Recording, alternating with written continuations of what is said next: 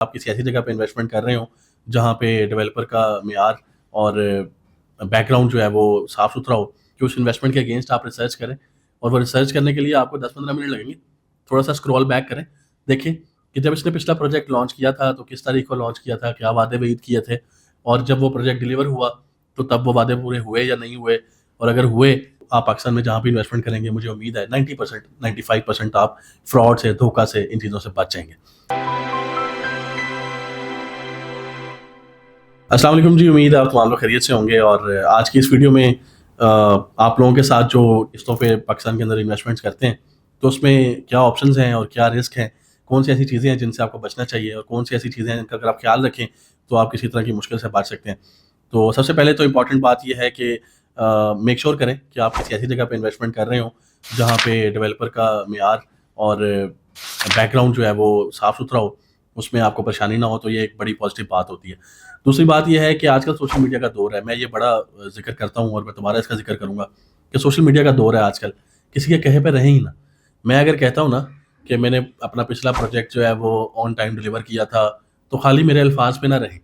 मेरा कोई पेज होगा, कोई सोशल मीडिया का फेसबुक पेज होगा, कोई यूट्यूब पेज होगा, कोई कोई अकाउंट होगा, उस अकाउंट पे जाएं, जाके देखें जब मैंने वो प्रोजेक्ट लॉन्च किया था वो तब क्या तारीख थी।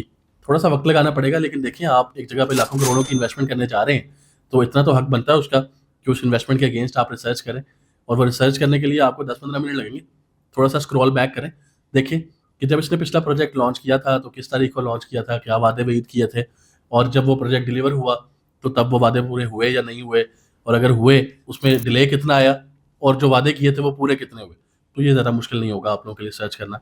मैं मिसाल देता हूँ। मिसाल के तौर पे मैंने 2020 में एक प्रोजेक्ट लॉन्च किया था और 2023 में उसकी डिलीवरी थी। तो आप थोड़ा सा स्क्रॉल बैक करें, 2020 तक जाएं। थोड़ी सी मेहनत करनी पड़ेगी लेकिन चले जाएं मेरे पेज पे।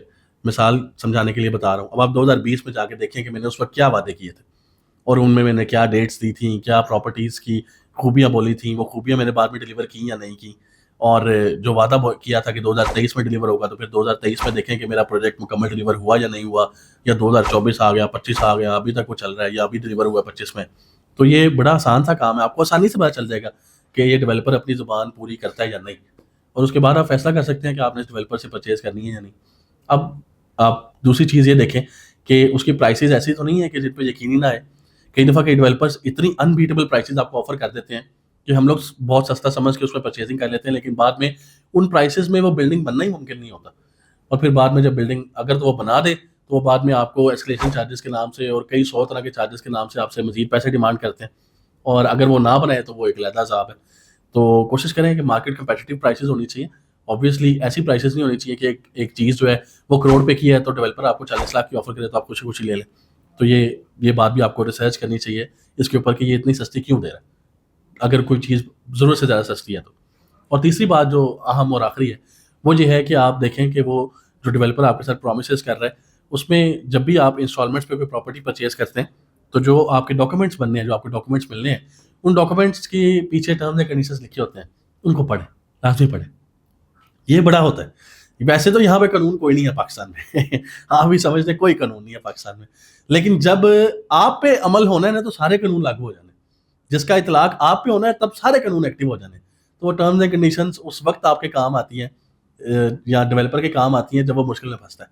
तो उसमें फिर पता नहीं क्या-क्या लिखा होता है। तो वो टर्म्स एंड कंडीशंस ज़रूर पढ़ें। उन टर्म्स एंड कंडीशंस पे डिस्कस करें डेवलपर के साथ। अगर कोई चीज़ आपको समझ नहीं आती तो उसको एक्सक्लूड करवाएँ। अगर वो एक्सक्लूड करने को तैयार नहीं है तो खाली ट्रस्ट करके प्रॉपर्टीज़ ना परचेज़ करें और कहीं कर लें। तो ये बड़ी इंपॉर्टेंट चीज़ है। तो ये कुछ चीज़ें थी जो मैंने सोचा आप लोगों के साथ शेयर करते हैं कि कुछ ऐसी एहतियातें हैं जो थोड़ी-सी अगर आप कर लें तो आप पाकिस्तान में जहाँ भी इन्वेस्टमेंट करेंगे मुझे उम्मीद है 90% 95% आप फ्रॉड से, धोखा से, इन चीज़ों से बच जाएँगे। बाकी हम प्रॉपर्टी फाइंडर्स के प्लेटफ़ॉर्म से बड़े अरसे से लोगों की खिदमत कर रहे हैं, उनको सही रास्ता दिखा रहे हैं, कोशिश कर रहे हैं कि लोगों को गाइड किया जा सके ताकि लोग कम से कम किसी भी फ्रॉडुलेंट एक्टिविटी में इन्वॉल्व हों और हर तरह के फ्रॉड से बच सकें। इसी सिलसिले की कड़ी है, हमने अपने भी प्रोजेक्ट्स जो हैं वो लॉन्च करने शुरू किए हैं।